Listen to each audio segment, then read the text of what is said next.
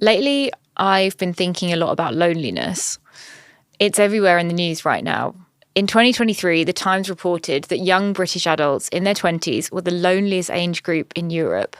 And last year, Gov UK found that 9% of adults aged 25 to 34 reported feeling lonely often or always, and that's higher than the national average. It's not what you'd expect, and it's even been called a loneliness epidemic. Then I didn't ask me anything on my personal Instagram, and someone popped up in my DMs asking, how do you make new friends in your 30s? And I realised this is something we need to talk about. Making friends was never something we were taught. So how are we meant to navigate this? And with this topic, I knew Daisy was the perfect person to unpack this. She's the founder of the Selfhood, a creative studio and community built around connections. And she's spent years exploring what it really means to form meaningful relationships beyond just followers, likes, or fleeting interactions. Daisy has a way of cutting through the noise and getting to the heart of why so many of us feel disconnected, even when we're surrounded by people. We talk about modern loneliness, why making friends as an adult feels so different, and what actually helps when you're craving real connection. Daisy is warm, wise, and genuinely empathetic. And this chat will make you rethink how we show up for each other. Let's get into it. If life feels like a whirlwind of clarity and confusion, pull up a chair. Welcome to The Weird Years.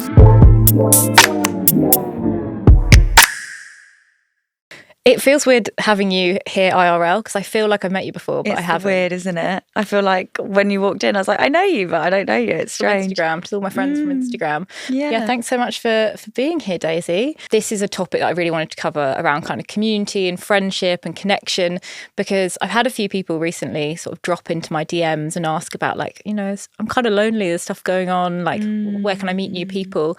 And the Selfhood talks a lot about that, right? I mean, the name says a lot. Can you take me, where did the name The Selfhood come from? Of course. So the Selfhood was actually a uni project, and the word selfhood actually translates to the quality that constitutes one's individuality in the state of having a unique identity. So originally, when I started the business, and the uni project was all around really amplifying what makes brands and people and stories unique and telling that story. And then as I delved deeper into the purpose behind selfhood and what I really believe in, what we actually do now is work with the self, so the individual, and the person, the brand, the creative, the creator, the person who, you know, is part of the community, and then the hood, which is like the neighborhood and the community. So it's really a fusion of the two. It's really celebrating the things that make you different, but then also building a community around that. And I think community is a really interesting word. I've been on such a mission the last few years to really call out community washing from brands and people who use it as a way to kind of make their audience sound more appealing. But yeah, I think community is a really interesting topic right now. And as you say, I think a lot of people, well, it's been declared that there's a loneliness epidemic happening, especially in the UK.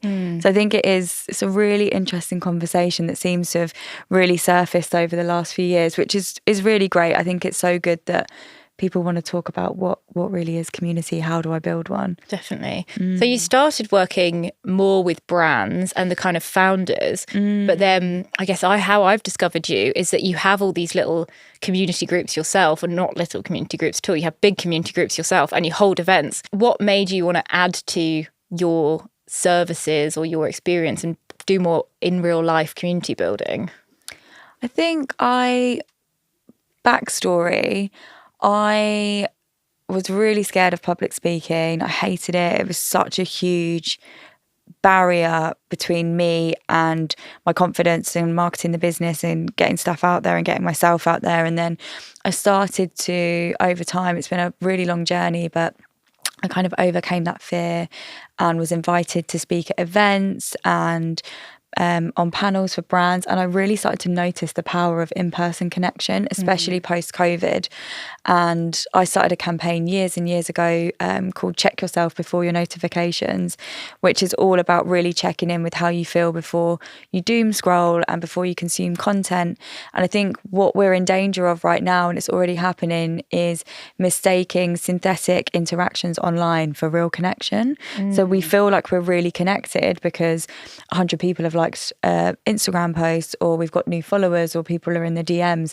It's actually just not real connection. I think I never ever want to shit on social media. I think it is amazing for building connections, but I always say socials are the vehicle to that. So through overcoming my fear of public speaking and being at these brand events, I realised how much people really needed it. And my own personal journey, which I think we're going to talk about a bit, I really struggled with loneliness in my early 20s. So it's one of those things, I think, when you really... I was going to these events and people were saying, I really want to make new friends and I really want to connect to new people, but I don't know how. I find it really hard. I think, as like weird and cliche as it sounds, that really like pulled something in me, because I really connect to that and I know how that feels. And it's just happened organically, and it's honestly the best thing I've ever done. I don't make any money from my community. I don't monetize it, but it's by far the most rewarding part of what I do at Selfhood. I love that. Yeah, loneliness really is one of those, it's such a fear-inducing emotion, isn't it? Like, of all the negative emotions, loneliness, it just has such a like captivating kind of control of people. And I mean, I'm always taken by, you know, the Age UK advert. Oh, I know, it breaks and my it'll be heart. like, John's got no one to have Christmas with. And I'm like, fucking John, come round my house. I'm like, I take all my money and time. I know. Because it is such an intense, and it can feel like a place that you just can't get out of loneliness. Yeah, and I think there's actually a real stigma around it, especially in younger people, because I think you're so right. When we think of loneliness, we automatically think of people like the older generation who are at home and maybe have lost partners and are out of touch with their family, but it affects so many people. And I know when I was experiencing it, I felt quite a lot of shame around it, and I felt like there was something wrong with me, or why don't I have loads of mates? And again, I think social media really perpetuates that, because if it's a Saturday and you've got no plans, and then you open up your apps and everyone's out and they're busy, it really magnifies that feeling. So I think it's not only super common in lots of different people, but loneliness can be such different things. It can be feeling out of touch with your community. You can have loads of friends and feel lonely.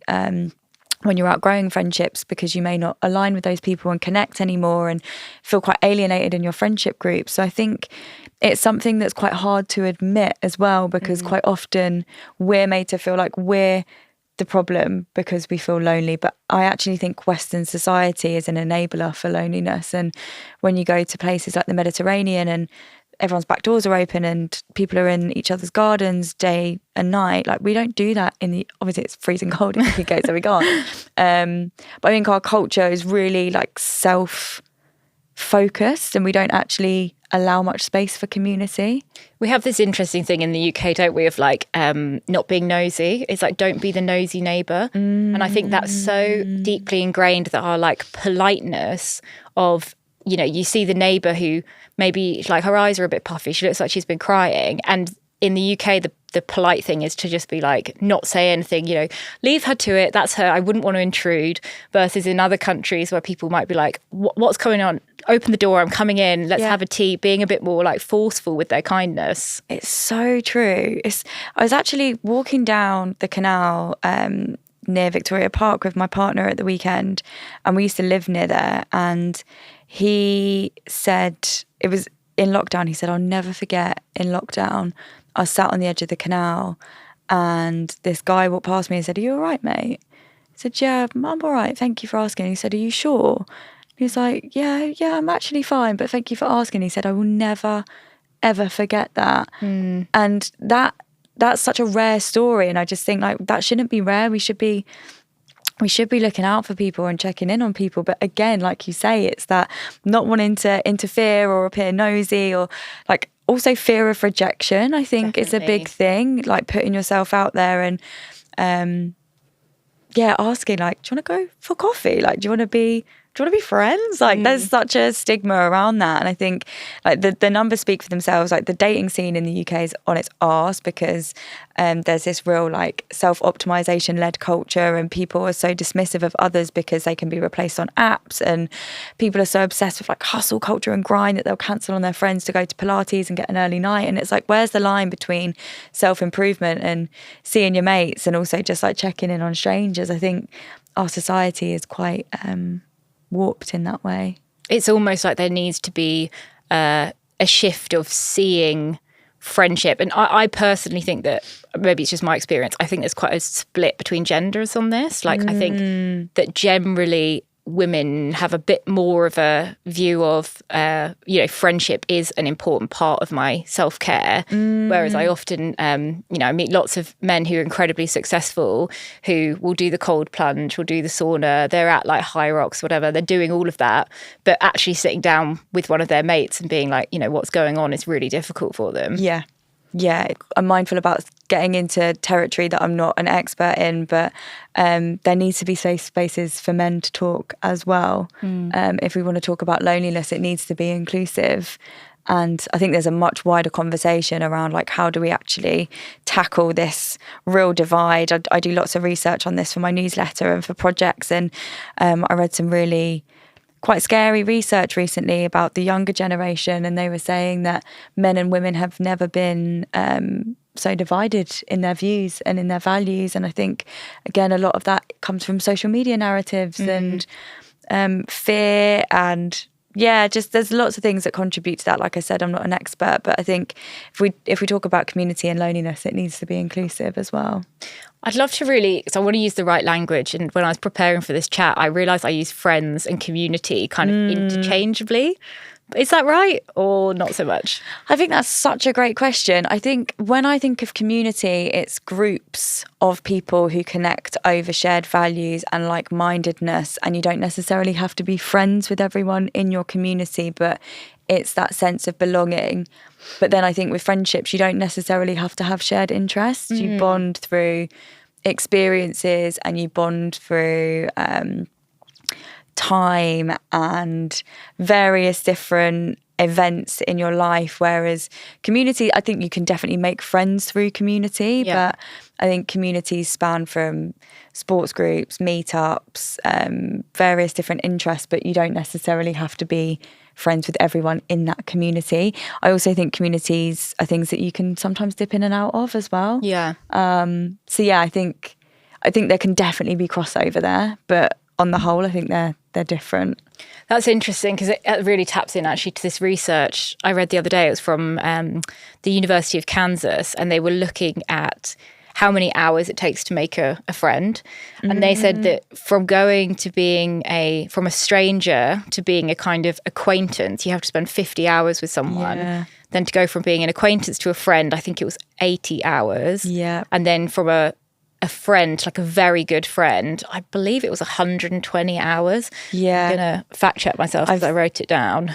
I've seen that before, and I think I remember seeing that and thinking that's why we become such good friends with people at work really quickly when we were in the office. But obviously we don't have that anymore.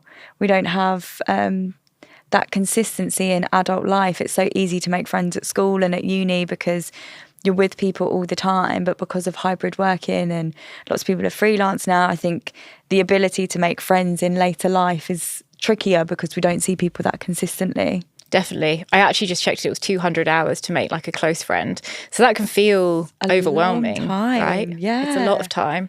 So what's your kind of experience of, loneliness or developing community and friendship? How's that kind of developed in your own life personally?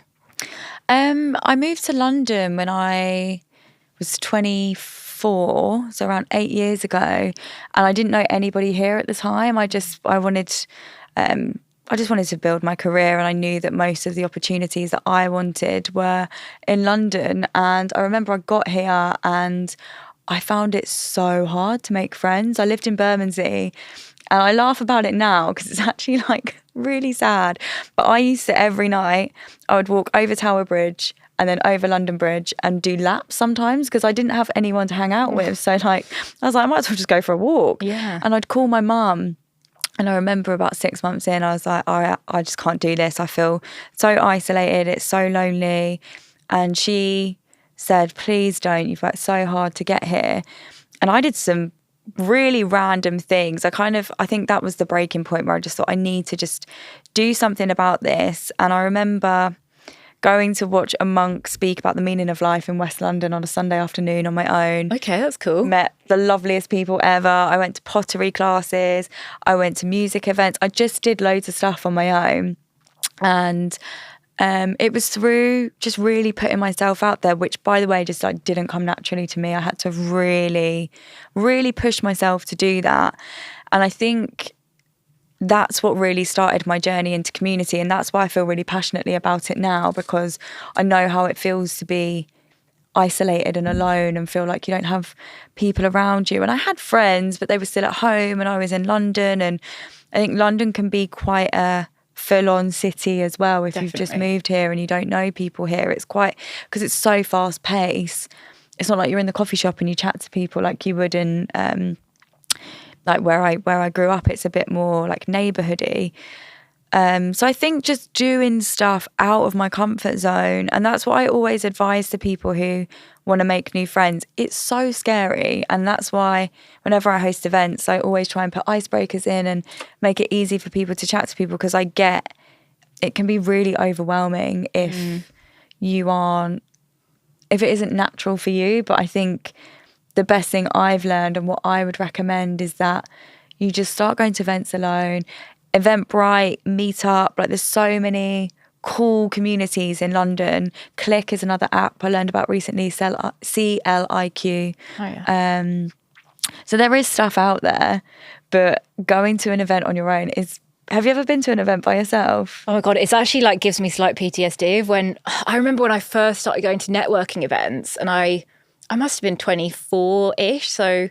You know, I'd been in the workplace for a while, but I started going to networking events, and I'd go and be like, come back after and be like, I hated that, and I didn't meet anyone, and it was pointless. Yeah. And then after a few of them, I realised, like, yeah, it's because you go and you get your little tea or your glass of wine, and I stand in the corner because I was so afraid of like saying anything to anyone. It really is. I mean, I found it to be a muscle. Like, it's the more you use it, 100%. And I think there's this, I don't think networking is like this anymore. I think there's so many events that, I think actually, no, some events are very transactional, but I think there's a lot of events that don't feel like traditional networking now. That I think it's changed a lot over the last few years, but I was the same. I was like, what do you say to new people? Like, what questions could I ask? So I think also having questions prepared beforehand is really helpful. Yeah. And just an idea of like, what are the kind of things you want to find out about people?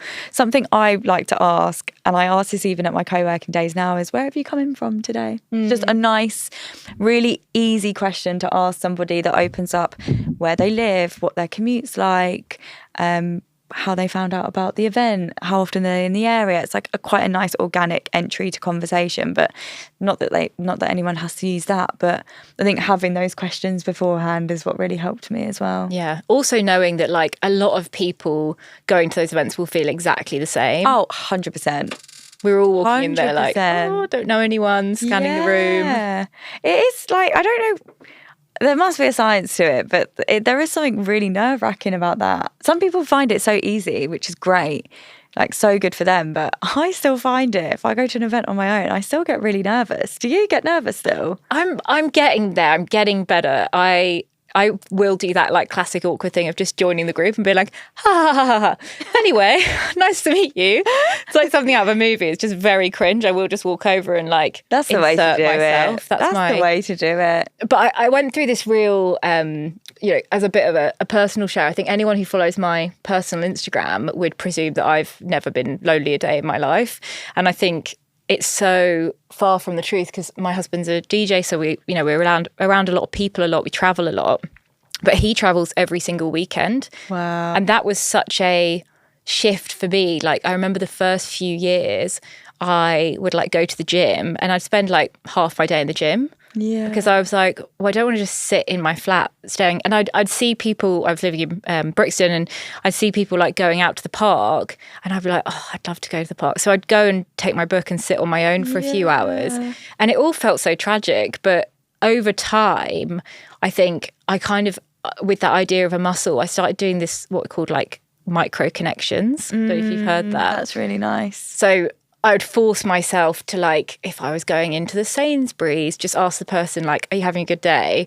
Or just try and find anything at a bus stop with an old person, be like, oh, I actually really love your hat. That's super cool. Yeah. And try and like flex that muscle. And I think it comes back to what you were saying earlier about like rejection. So you are sometimes going to get rejected. Yeah, I love that so much. It's something I speak about in my TEDx when I was trying to overcome my fear of exactly that, overcoming loneliness, public speaking. I set myself, I called it microdosing confidence. Oh, that's so nice. And it was exactly that. It's so interesting that, like, intuitively we've both been on that journey, but instead of saying like, oh, hey, can I have a oat milk latte, please? It would be like, what time do you finish today? How's your shift been? Compliment a stranger on the tube. And it's terrifying at first, but then afterwards it's so lovely. My friend, it reminds me of something my friend said a few days ago. She was saying that there was this guy at the gym. She's got a boyfriend. She wasn't hitting on him, by the way, but she said he was much, much younger. She said it reminded her of her younger cousin. She said, I've really noticed he's really been putting the work in at the gym and working really hard, and he's got like really like buff and beefy. She went over to him and said, I just want to say, I really recognise the work you're putting in at the gym. You look great.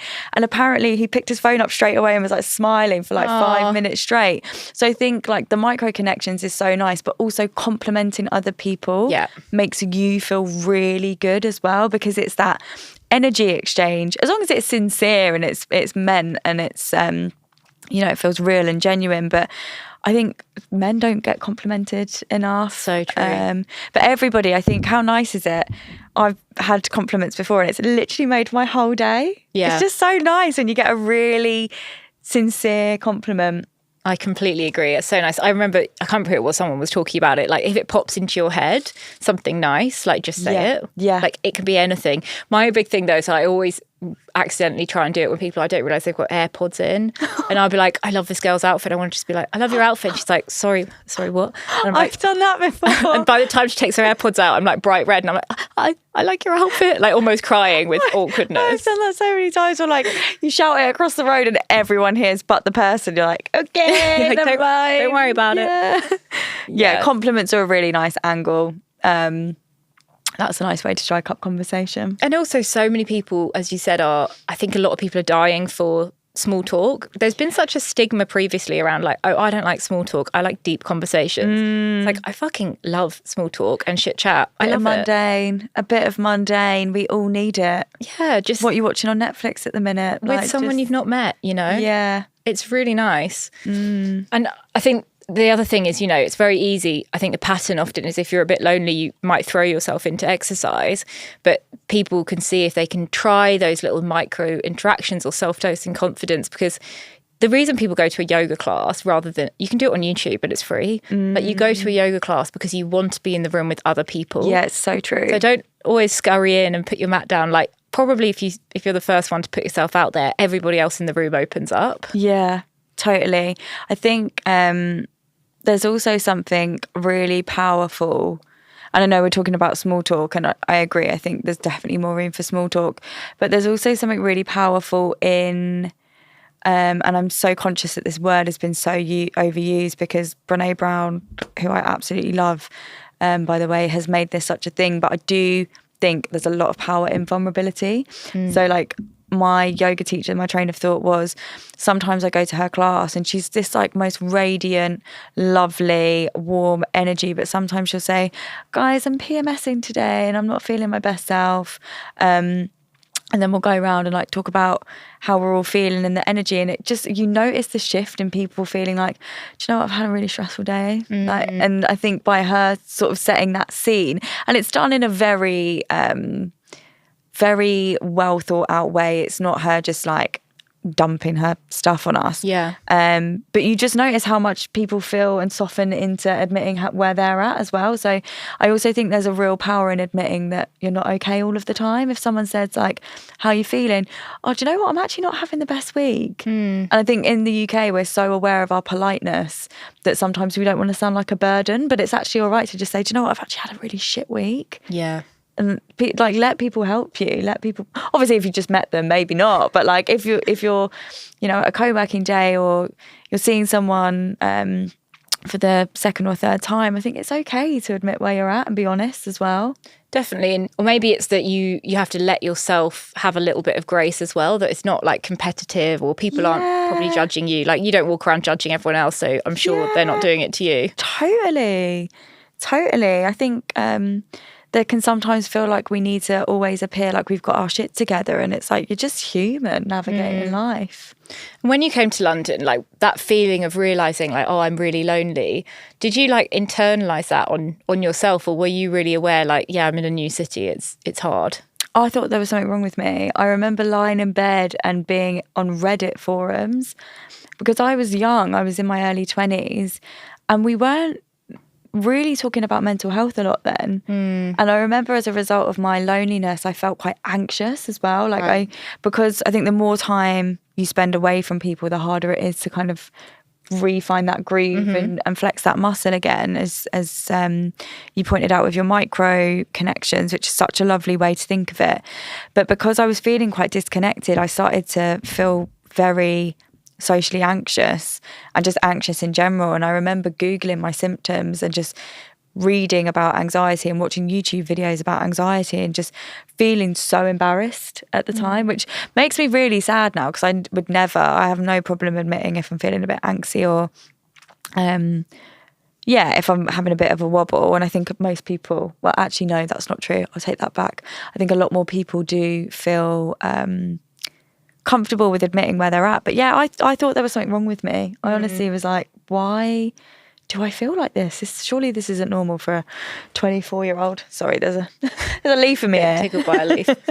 Totally. I think people really do internalise that and think that, oh, I must be awkward. That's something I hear. And actually someone dropped into my DMs and said like, I've moved to the city, but I'm really awkward and I don't know like how to meet people. Yeah, I'm like, the city's awkward, man. Yeah, the city is awkward. That's literally it. And, you know, I read this really interesting thing about the 3 pillars of friendships, actually from Mel Robbins. And she said that so many people internalise that and they start thinking like, it's because I'm awkward and I'm not friendly and all these things. And she said to make friends, there's like 3 aspects. So one is proximity. So like how physically close are you to the people around you? Like, do you bump into them often? Do they live in your area? You know, how can you like see them often? Then she talked about something of timings, which I feel so connected to at the moment, which is that you might, let's say you've got proximity, you work next to someone, they're at the desk next to you, but the timings might be different in that they might be, you know, in their early 40s, they might have 3 kids. You might be coming out of university and studying. And even though you get on really well, you're at timings of your life which are just not going to align. And the other thing she talks about is energy, is like, you can have those 2 things in common. You know, you live near someone or you sat next to them, you're in a similar stage of your life, but the energy also has to fit. Yep. And when you think about those things, it's like a lot has to come together, which you just can't internalise on yourself. Like there's so many aspects. There's so many variables, and yeah, I same as you, I really connect with that. Why do you connect with the second one out of interest? Do you know what it is? It's that, you know, I'm 32 now, and this is where the weird years is born from, is, you know, all these weird decisions that you have to make in your late 20s, early 30s, probably, I imagine it's going to be for a long time in the future. Yeah. And that timings aspect is like, I've got friends who are starting to have kids. I have some friends who are choosing not to have kids. Yeah, that makes sense. And I really feel, when I think about it, it's actually really like a physical reaction of, it makes my hands feel a bit sweaty of these women that I've surrounded myself with that I love so much, that I'm like, what if all our little timings come apart? And I don't know if you've had that with friends that, you know, you float apart. And Yeah, I have. And I think especially during the weird years, like it's where life starts to fragment more, doesn't it? People move out the city, or they pivot careers, or they move abroad, or they have kids, they get married. They say, don't they, that you create new friends every 7 years. It's like friendship cycles. That makes sense. Yeah. So I think it's really natural to outgrow friendships. And I was speaking to someone recently about this, and we were saying, isn't it funny that we will go to therapy, like couples therapy is so normal now. Yeah. And lots of people will go to couples therapy, but when a friendship starts to break down, we don't put the same work in to try and repair it and understand each other. I think friendships, there's still a bit of I don't know, it feels like there's a barrier if something's not working. Like, it feels really hard to confront a friend. Like, you've been weird with me recently. Like, what's going on? I'd have no problem saying that's my boyfriend. But the idea of saying to one of my friends, and I have had those conversations, and I have had difficult conversations with friends before, but it just feels so much more amplified in your head. Definitely. It feels personal. I think that's the thing is I actually had this really recently with a friend, and if you're listening, you know, that's just how I felt. But I'd texted her quite a few times and she hadn't replied. And it got to the point where I was like, I'm actually kind of worried. So I'd message being like, hey, I haven't heard from you. I'm actually quite worried. Like, let me know you're okay. And still didn't hear from her. And then she finally got back to me and was like, you know, I've got this stuff going on. There's stuff going on in my house. You know, there's lots of different moving parts in my world. And it was such like a humbling of like, this isn't about me. Like, I'd made it this personal thing. And I was saying to my other friends, like, have I pissed her off? I have no idea what I've done. Like, why is she not replying to me?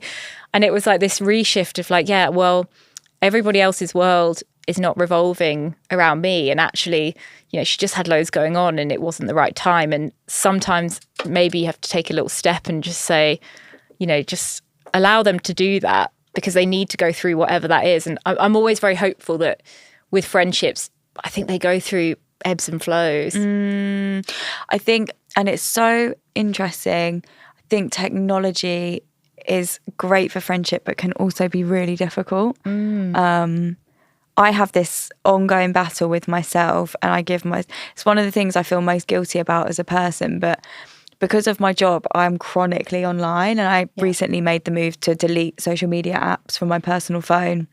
I just have a content phone for social media, because it was like, it's almost like giving your brain the most intense workout every single day without a rest day being online, because it's just like you're consuming so much and having to process so much. And as a result of that, I would be online, and a lot of my clients message on WhatsApp as well. And I'd get to the end of the day and I'd had loads of WhatsApps from friends, and I just would not have the mental capacity to reply. And then, you know, when you leave a WhatsApp for a really long time and the thought of replying becomes a task, and then because you've delayed the task feels bigger. And in the end, it's like, oh my gosh, I'm so overwhelmed that I've left it so long. And I had like a really honest conversation with myself last year, because also had a thing with a friend, and they were like, it really upsets me that you don't reply to me in reasonable times. And I had to say, like, I'm so sorry, it does not mean that I don't care about you, but I want to reply to you when I'm fully present and I've got the energy to respond. She's also a voice noter, right? Really long voice notes. And you know, when you're like, I want to sit in a coffee shop and give this the full audio experience and reply when I'm fully in it and I'm fully present. But I do think, and that's so fine. Like, everybody has different demands and boundaries with technology, and I totally get that. But I do think tech has also put unrealistic demands on a lot of not just friendships, but relationships, work, online communities. Like, people feel so connected, and it almost feels like there's this invisible agreement and responsibility that you have to be there on demand. And it's about, I think it's really difficult navigating, like, where's the line? Like, how do you have that conversation and saying, I'm really sorry, I just can't get to you today? Well, especially as someone who's got a bit like a presence like you do on social media, is that someone messages you and it's almost like, before, if you wanted to speak to someone who, you know, wasn't a great speaker or a great writer, you know, done all these things, you'd probably have to like send them an email to their manager. They would decide if they would qualify you, if you were someone that was worth speaking to. Yeah, that's so and true. It is that, like, that line of access. But I want to come back to your phones thing, because so you have one phone for your work and one personal phone. Yeah, so it was a decision I made earlier this year. I went away at the very beginning of the year. Before I went on holiday at the airport, I just deleted all the apps from my phone. So I had WhatsApp. All I had was WhatsApp. I deleted everything. Wow. And I felt fucking amazing. I felt so good when I got back. And it was one of my favourite trips because I felt so present. And when I was taking pictures, this sounds like, I'm so embarrassed to admit this, but I'm sure people will resonate. Sometimes when I take pictures, I'm like, oh, I can put that in my Instagram carousel when I was on holiday. I wasn't thinking about any of that. I wasn't thinking about online. I was just I enjoyed every moment so much. And I felt so present. And when I got back, I set up a content phone. So I have Instagram, TikTok, LinkedIn on my content phone. And then my personal phone, I don't have any social apps apart from WhatsApp and Outlook. Wow. And I use my content phone maybe 2 or 3 times a week, working week, at certain times of the day. It will only connect to Wi-Fi, so I can only use it if I'm at home or my co-working space. And it has made such a difference.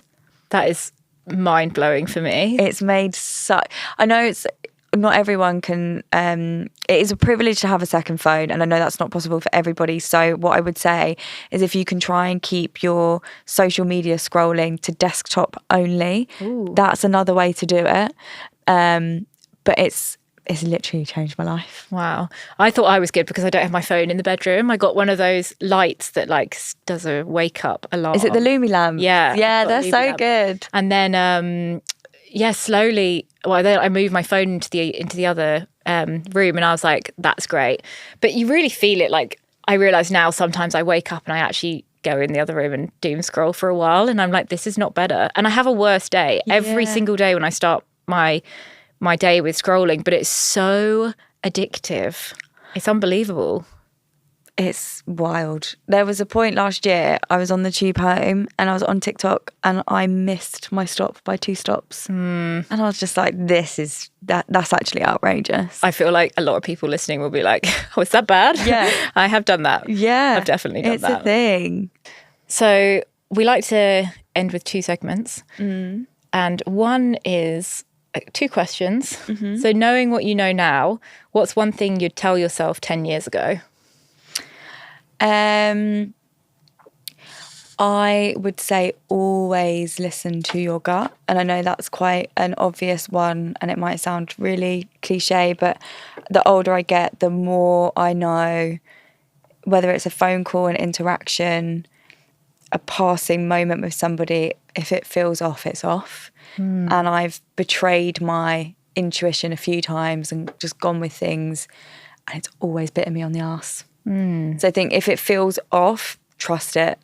Have you had to like train that? Because I feel like my intuition's starting to come back now. I'm like meditating and doing all that stuff. But I remember it maybe 2 years ago, I was like, I don't feel an intuition. Do you feel like you've always had that kind of guidance? I think yes, but in much more subtle ways. So when I first started Selfhood, there were a few things that happened, mainly work situations that ended up left me in a not very nice situation, and I knew from the off, this feels a bit weird, or that felt a bit off key, but I don't think I was experienced enough to pick up the signs. Whereas now I can have a call with someone and I'll know straight away, even if it sounds like a great project, it's not right. Same with friendships as well, like you were saying about the Mel Robbins thing, there has to be an energy match, and sometimes we can meet people and they can be the most compatible friends on paper and you can have the same interests, you can have all of these things but the energy's not there, the vibe's not the vibe, and that's okay. It doesn't mean that there's anything wrong with either of you, you're just not each other's people. And sometimes I think we feel like we have to engineer certain relationships because maybe they look good for our ego. Maybe they look good, or we think they should work. If they don't work, don't try and force it. And I think I do believe that when you not even when you cut people off, I think that's something that I'm really aware of, and I think is actually quite dangerous in our modern day culture. We like cut them off, cut out the toxic, and it's like, have you actually given people a chance to right their wrongs or had a conversation around it before you make that decision? So I'm not saying just cut people off, but I think when you make space for good things and when you don't entertain stuff that's not necessarily right for you, doors will swing open, and I think you have to trust that. I think loneliness can perpetuate like a scarcity mindset with people. Yeah. So don't cling on to people just because you feel like you've got no one else. You will find your people. Yeah. I like the thing of like not cutting people off, because there's this theory, I think Sharmadean Reed, it's from her book, which is an amazing book. What's it called? It's 12 Methods for Women. 12 New Methods. I've got it. I still need to read it. I've heard really good things. It's really good. It gets better as you go along as well.